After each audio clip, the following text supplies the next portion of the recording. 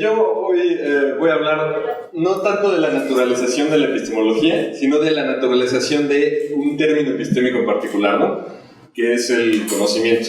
Yo, como parte de mi trabajo de doctorado, estoy tratando, tengo poco tiempo, ¿no? Pero estoy tratando de armar ver cómo se puede armar de la mejor manera la naturalización del conocimiento. Sin embargo, el día de hoy voy a querer señalar un problema que he visto con respecto a esto, ¿no? Entonces, el argumento principal es este, ¿no? Primero, que el conocimiento es un término evaluativo primario.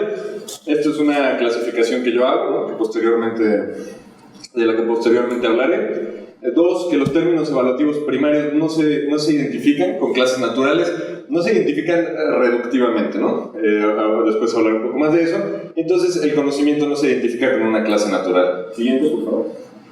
Esto tiene una consecuencia metodológica para la epistemología, ya que los términos evaluativos propios tienen que estudiarse por medio de un análisis conceptual. El estudio del conocimiento requiere de análisis conceptual, ¿no? Siguiente, por favor.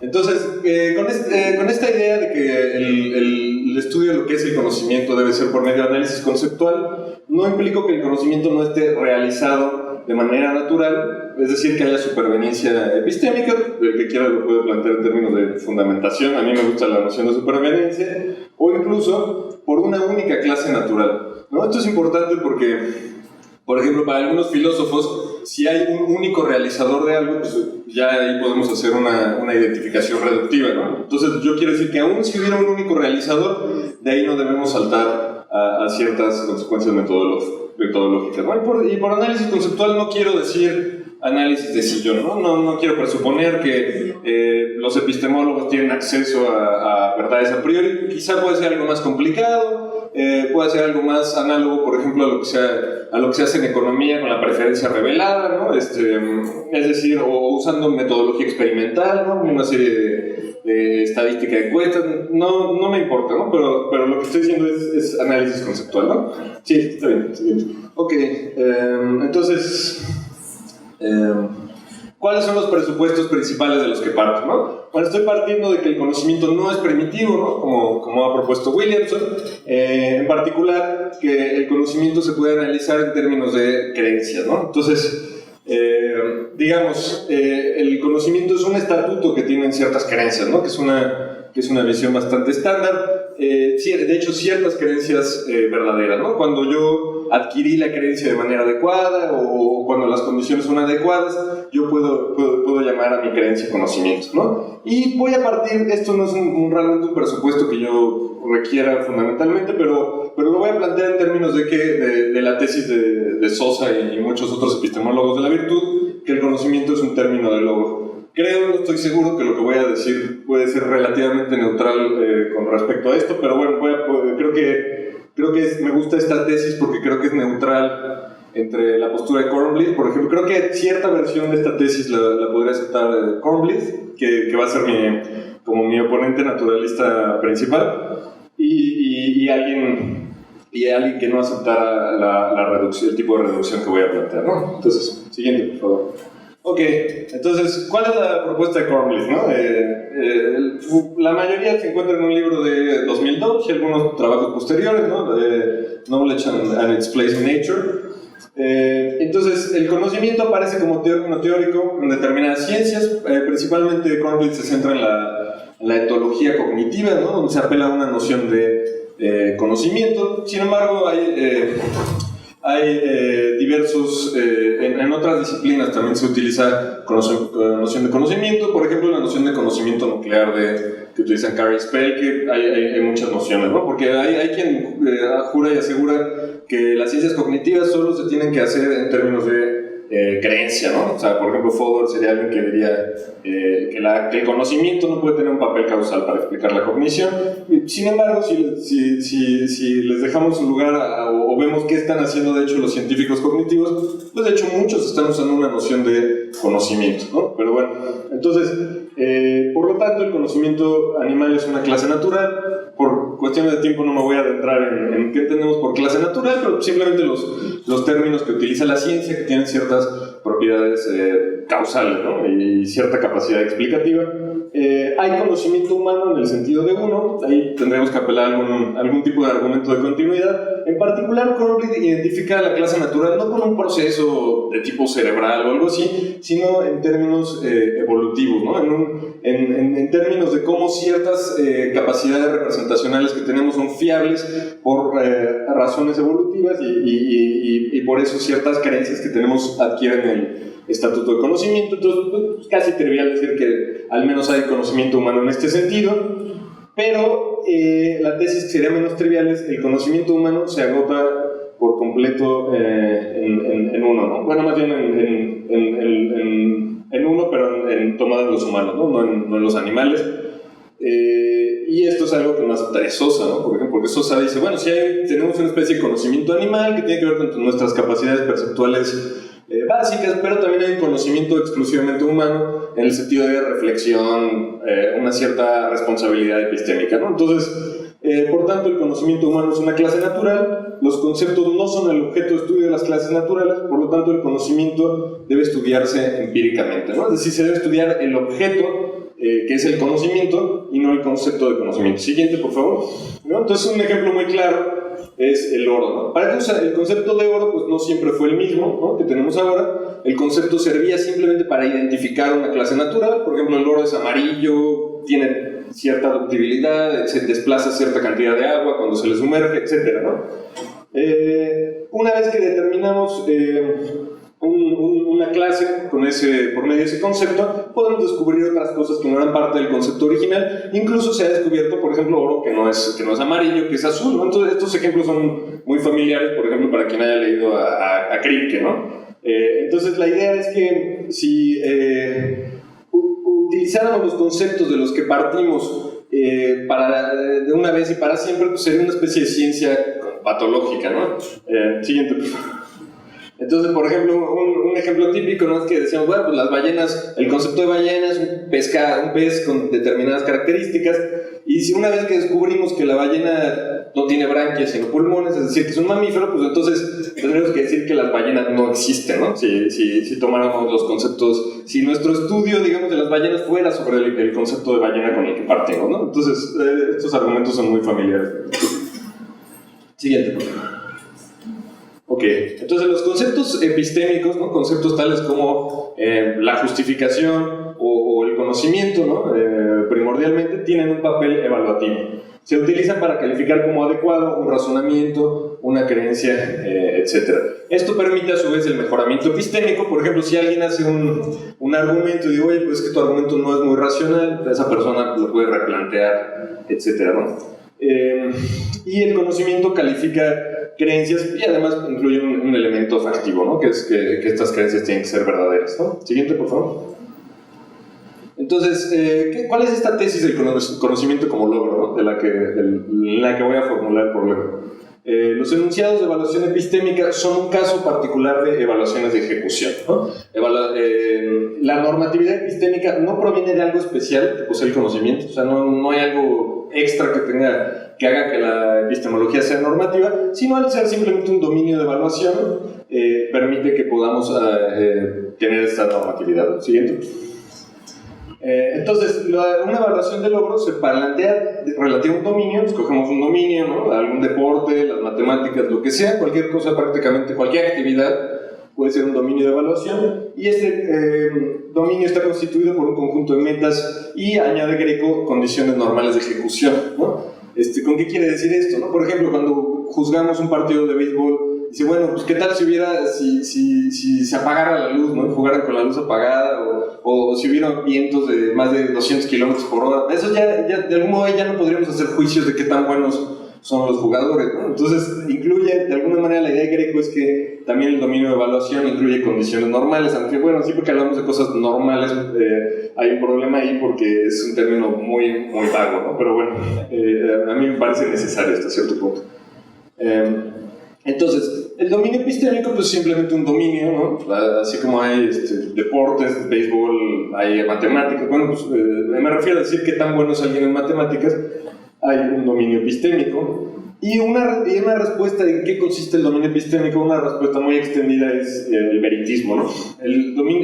Digamos, lo epistémico es como, digamos, el juego de alcanzar creencias verdaderas más otras condiciones que no refieren a la verdad directamente, sino indirectamente, como la condición de seguridad, ¿no? Siguiente.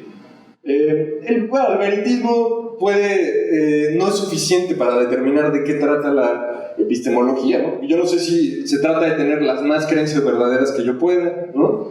O si tengo que tener el menor número de creencias falsas, ¿no? O tener la mejor tasa entre creencias verdaderas y creencias falsas, o una combinación de todo lo anterior, ¿no? O sea, de algún modo, como yo lo pensaría, es que hay una especie de función de utilidad epistémica, ¿no? Que no está determinada todavía, ¿no? Siguiente, por favor. No saltamos esto por cuestiones de tiempo. También estos son otros elementos, ¿no? Que podría tener los conceptos epistémicos. Ahora, ¿por qué no sabemos qué es lo que constituye el dominio epistémico? Pues las metas en otros dominios en algún punto se decidieron por estipulación. Claro, no es que alguien llegara un día y dijera, les voy a enseñar algo que acabo de inventar, que es el fútbol o soccer. No, eso nunca pasó. Obviamente es algo que se fue generando orgánicamente, pero sí llega un punto en el que ya se me acabó el tiempo. No, perdón. En el fútbol, digamos, llega un momento en que se estipula, se hace una organización deportiva y dicen, estas van a ser las reglas del fútbol, ¿no? Pero en los juegos como el ajedrez pues, es mucho más claro, ¿no? O sea, de hecho, en ese caso la estipulación es constitutiva, ¿no? De este dominio, ¿no? Pero en cambio el dominio epistémico, pues no hay nada, bueno, podría haber, ¿no? Pero no hay como la Organización Mundial del Conocimiento que diga, esto va a ser conocimiento y por estipulación se pueda decidir, ¿no? Sino que lo epistémico ha surgido de manera orgánica en nuestros intentos por alcanzar la verdad o alcanzar creencias verdaderas, ¿no? Esto es un poco contra Quine, donde dice simplemente las evaluaciones epistémicas son solo un problema de ingeniería. Tú dime qué rango de seguridad quieres en tus creencias, qué rango de fiabilidad quieres, y yo te digo, yo mido si lo estás alcanzando o no. Yo contra Quine digo, pues sí, pero el problema es justo, no sabemos qué rangos queremos, qué tasas queremos, no sabemos cuáles son estos criterios hasta que estudiemos los conceptos epistémicos, ¿no? Ok, entonces vamos a la primera parte del argumento, ¿no? Siguiente, por favor.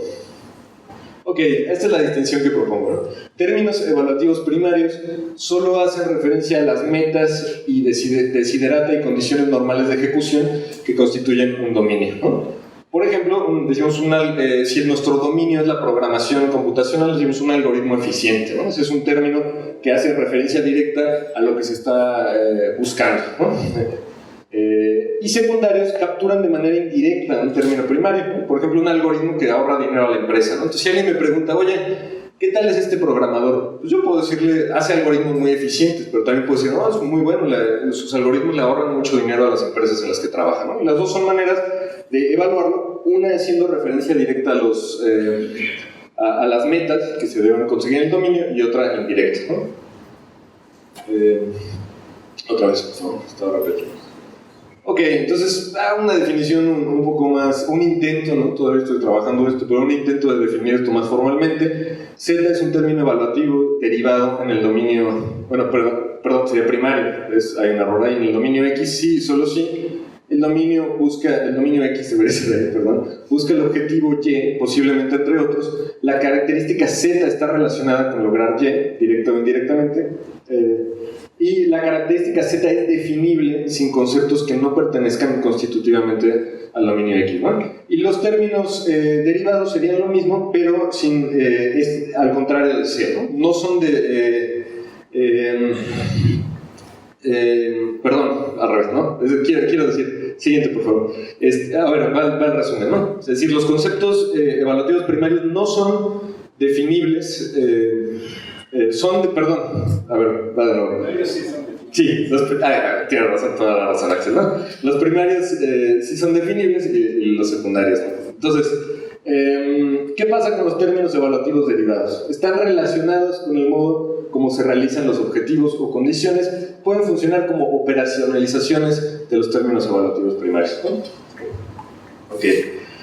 Un ejemplo que yo he tomado de la industria automotriz, ¿no? Porque siempre que quiero aclarar un poco estas ideas busco ejemplos que no tengan nada que ver con la epistemología para no contaminar mis intuiciones, ¿no? Pero digamos, la estabilidad de marcha es un término evaluativo que dice que tan bien un carro se mantiene en el camino, ¿no? Implica mantener la dirección adecuada mientras el auto está en movimiento, ¿no? Y un ejemplo de término evaluativo derivado de la estabilidad de marcha es la estabilidad de fuerza-ángulo, un tipo de estabilidad dinámica definida con precisión en términos de gravedad, fuerzas inerciales y arrastre aerodinámico, ¿no? Entonces, los ingenieros tienden a usar mucho más este tipo de términos evaluativos, ¿no? ¿Por qué? Pues porque de algún modo tienen una siguiente diapositiva, por favor.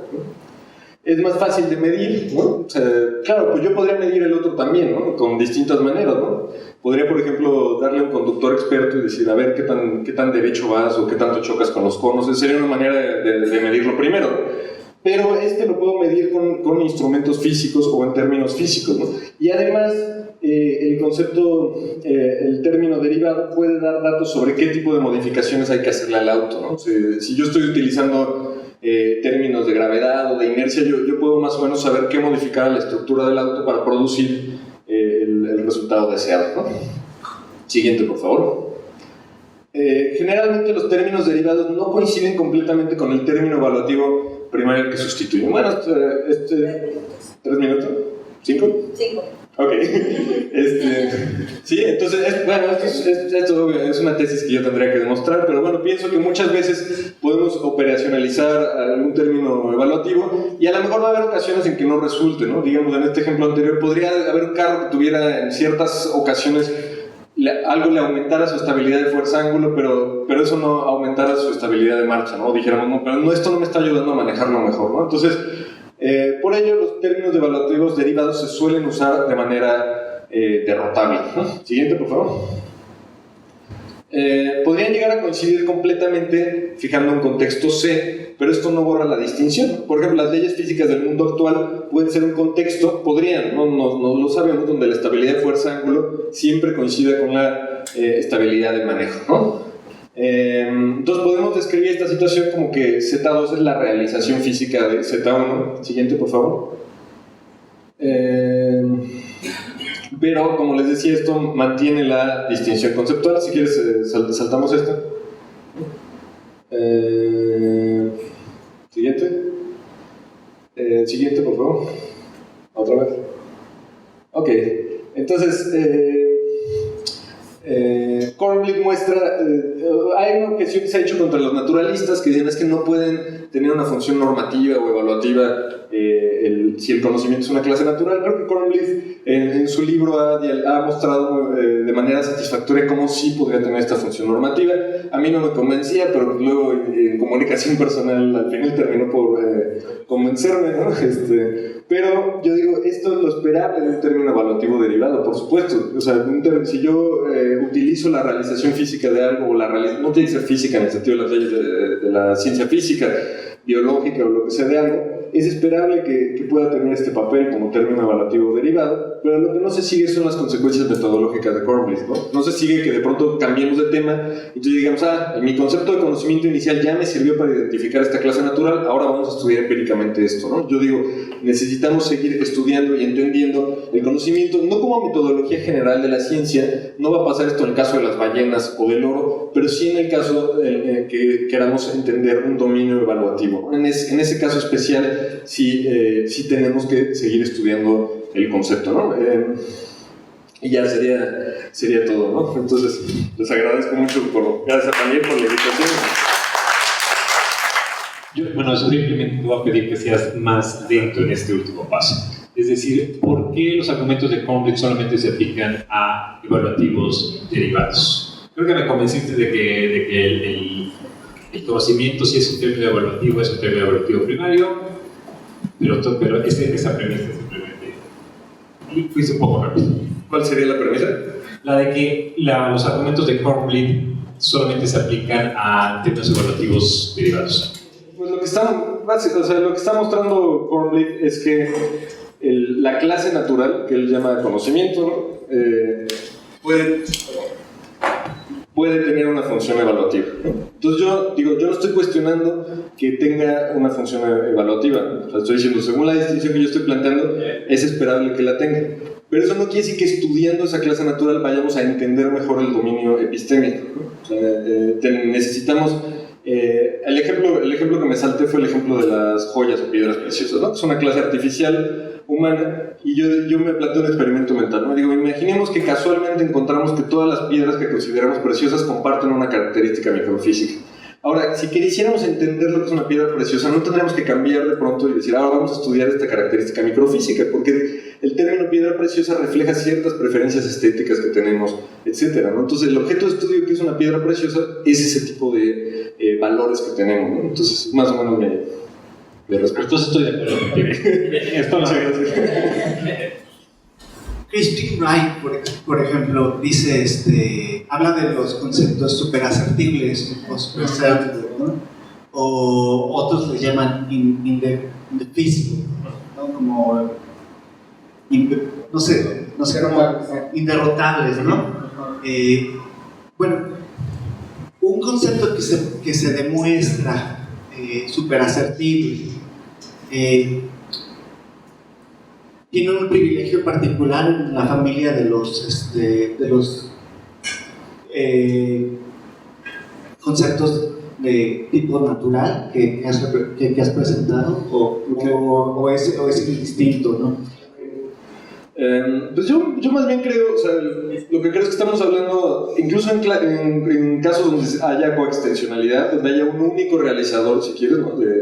Del término evaluativo. O sea, yo creo que todo el tiempo estamos hablando de dos términos que son coextensionales, en algunos casos, no en todo, pero yo no preferiría plantearlo como que hay un núcleo que compartan, sino que son probablemente dos términos con semántica que funciona de manera distinta. Creo yo que el segundo término, ¿no? Funcionaría con una semántica más de tipo externista y el otro no he trabajado los detalles semánticos, digamos, pero esto es como la hipótesis, ¿no?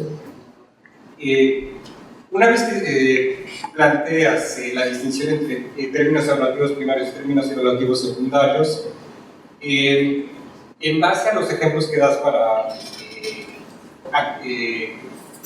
aclarar la distinción, mi duda es la siguiente: ¿había o corresponderían la distinción a distintos tipos de normatividad, en el sentido de que, regresando al ejemplo que presentaste, un algoritmo eficiente y un algoritmo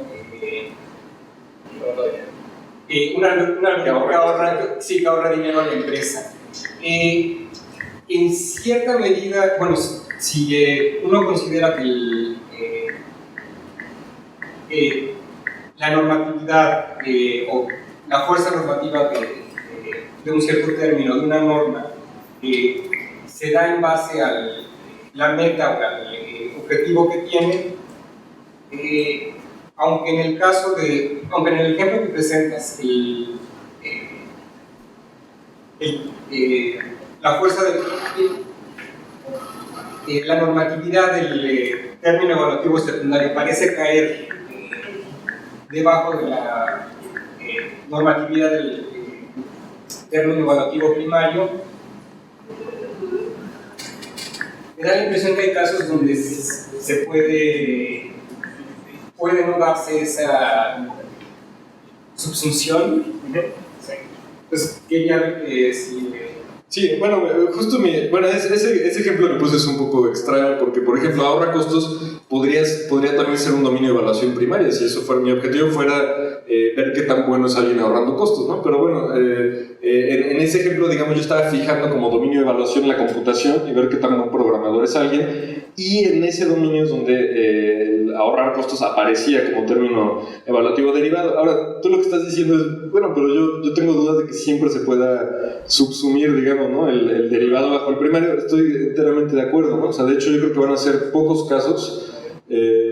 en los que encontremos que coincida siempre, ¿no? Por eso digo, los términos evaluativos derivados se usan de manera derrotable, ¿no? O sea, por ejemplo, digo el IQ, que es algo muy cuestionable, ¿no? Pero supongamos, yo puedo empezar a usar el IQ en mi escuela para ver quiénes son los alumnos sobresalientes y los que necesitan ayuda, y de pronto puede resultar que uno que necesite ayuda, que necesite educación especial a pesar de que salga muy bien en las pruebas de IQ. Entonces yo puedo decir, bueno, en este caso algo pasa que no está, que está haciendo que no coincida, ¿no? Pero sí, por ahí va. Alejandro, pues muchas gracias, tu participación excelente, me gustó mucho. Solamente una duda. Dijiste que los conceptos epistémicos evidentemente tienen un papel evaluativo primario, o al menos este es el caso del conocimiento y esta es la propuesta que tú tienes. Y en este caso, tú podrías decir o seguir sosteniendo que el concepto de conocimiento sigue promoviendo la idea de que se trata de una creencia con algún tipo de propiedad superior a otras creencias generales. ¿Es consistente esto con tu posición? Sí, de hecho yo parto de esto, ¿no? Que conocimiento es un estatuto extra que tiene ciertas creencias, que de hecho es algo que también Cornblath acepta, ¿no? Él no es primitivista sobre el conocimiento.